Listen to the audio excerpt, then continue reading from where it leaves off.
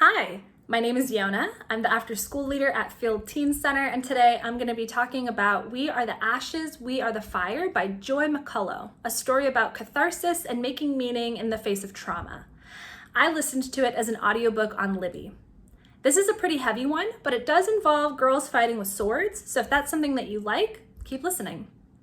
The protagonist, M. Morales, is not a survivor herself, but her sister is. And in the aftermath of the night that her sister is raped at a frat party in college, the whole family, including M, feels a lot of the same pain and suffering.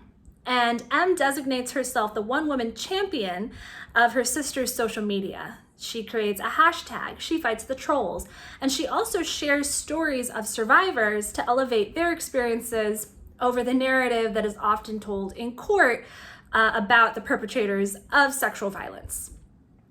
So when things don't go very well in the trial and her sister's rapist goes unpunished, M blames herself, and not necessarily without good reason. Of course, it's not her fault that this thing happened to her sister, and it's not her fault that the judge decided to go, oh well, boys will be boys. But it is her fault that after the trial, when reporters came up to her, M said that the way she felt about it was that it made her want to use a sword, which made both of them a little bit infamous in a way that made both of them feel a little bit less safe.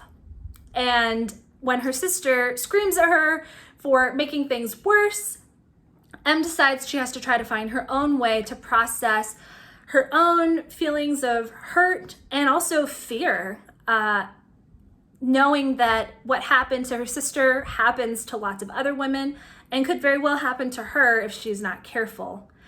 Or, even if she is careful.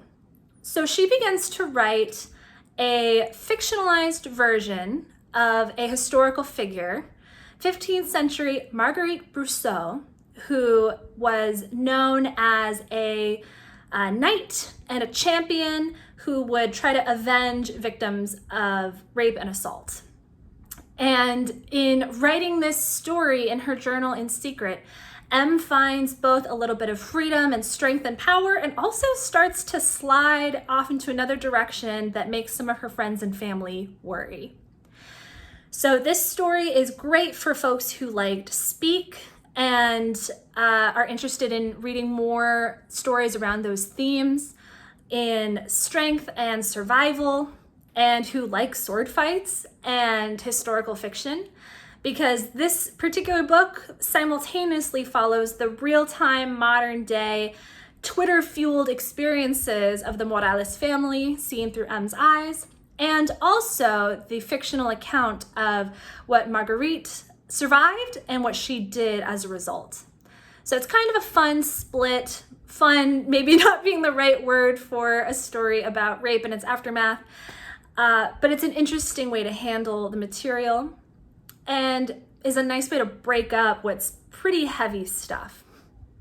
So like I said, this story definitely does deal very directly about rape and violence against women. So if that's a trigger for you, it might be best to wait for another time, for a better moment for this story, because it is all about it all the time. But I do think it's an important story for that reason. And I think it's worth checking out. If you decide to read it, let us know what you think. We are available on Instagram and through email, and both of those are in the description box.